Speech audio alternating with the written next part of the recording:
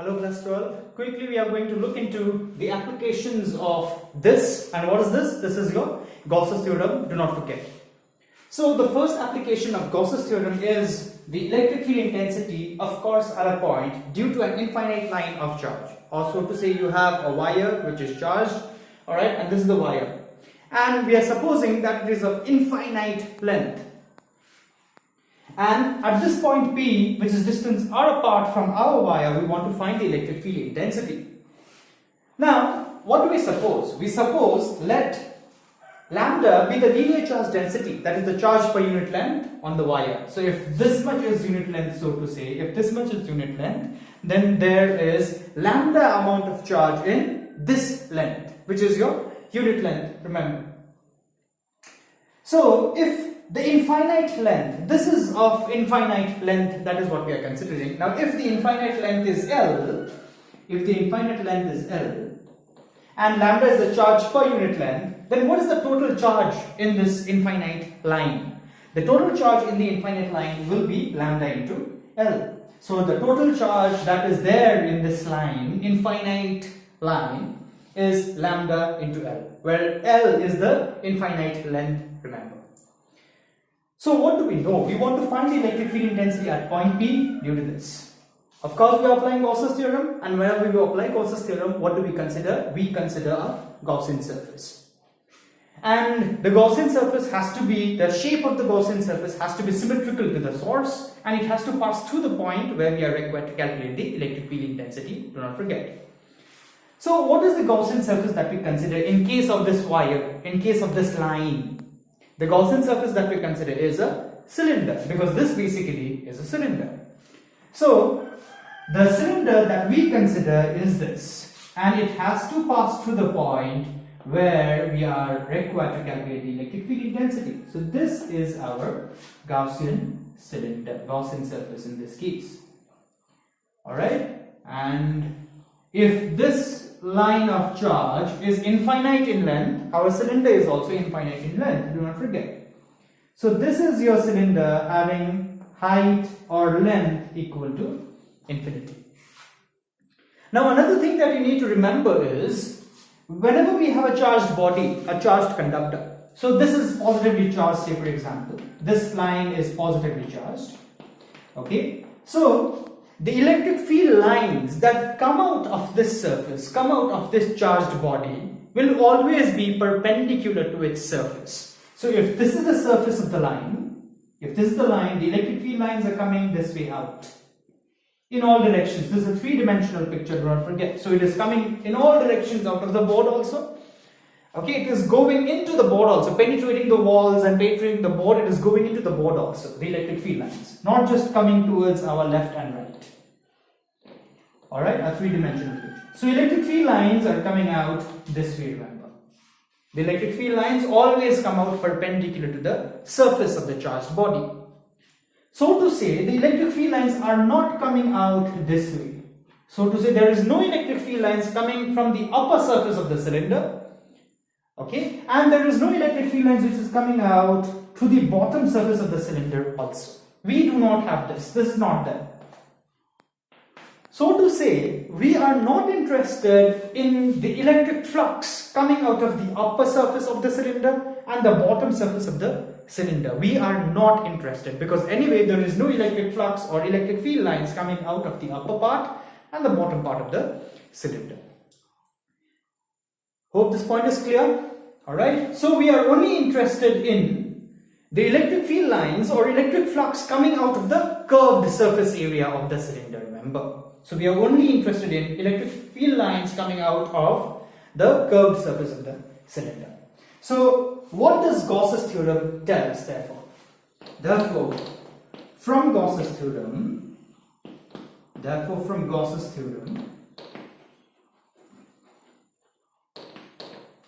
we know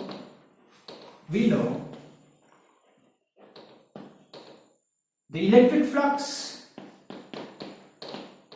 And what is this electric flux? This is the electric flux coming out only of the curved surface of the cylinder, remember. Coming out of the curved surface area of the cylinder.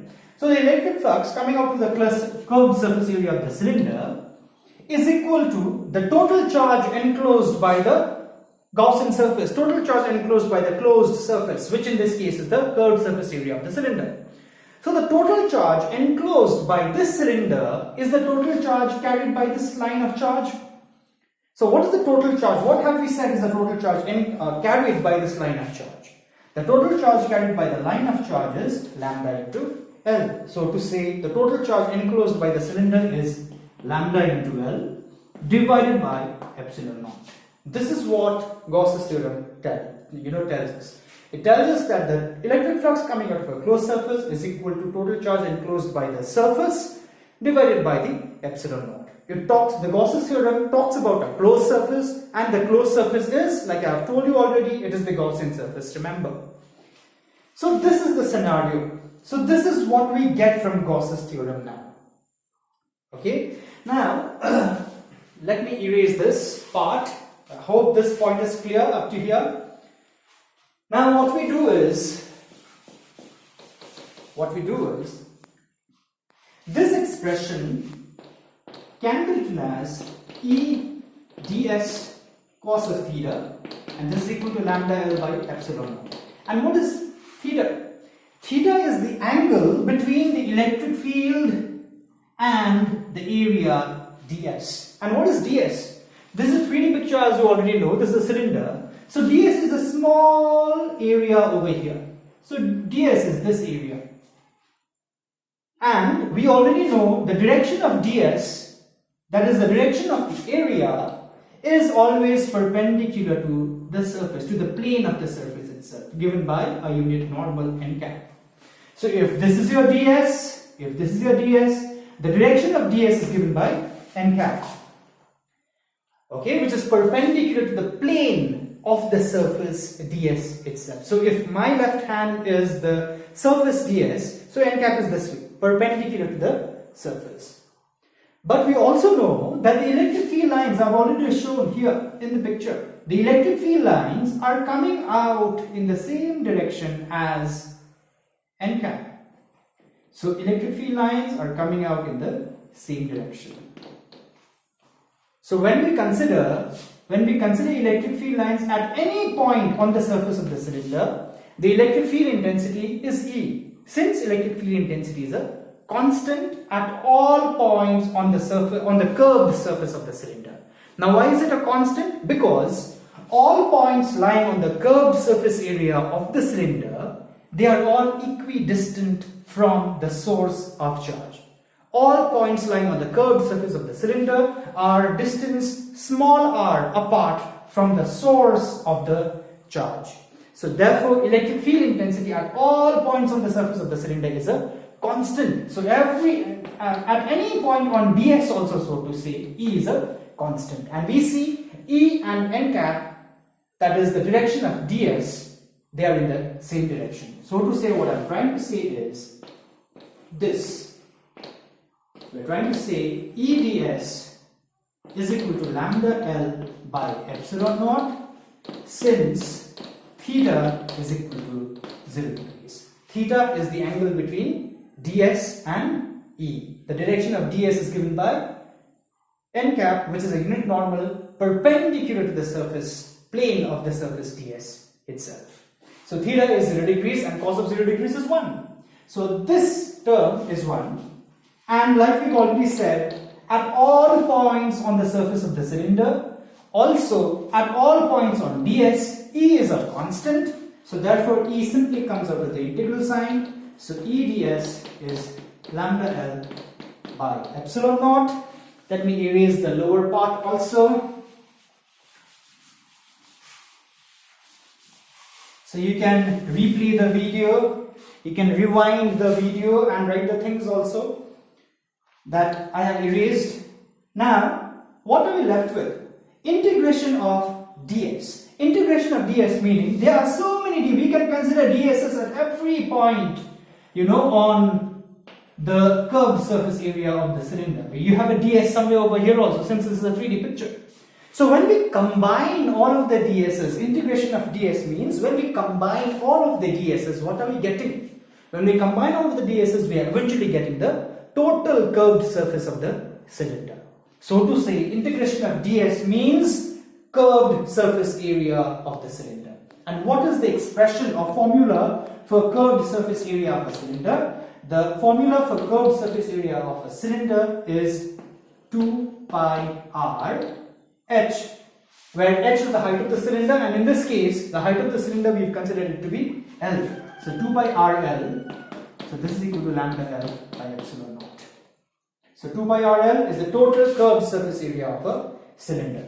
So you do the maths then after, so L, they divide each other out, so therefore E becomes lambda by 2 pi epsilon naught into R. And what is this? This is, so to say, the electric field intensity at point P due to this infinite linear charge, infinite line of charge. And you can see, for a given length, lambda is a constant, 2 pi epsilon naught is a constant. You can see electric field intensity is only dependent on the distance r. As the distance r goes on increasing, the farther away we consider the point P from the linearly charged conductor here, okay, the lesser the electric field intensity will be. The more the value of r, so to say, the lesser the value of E. So this is how we get the expression for electric field intensity due to an infinite line of charge.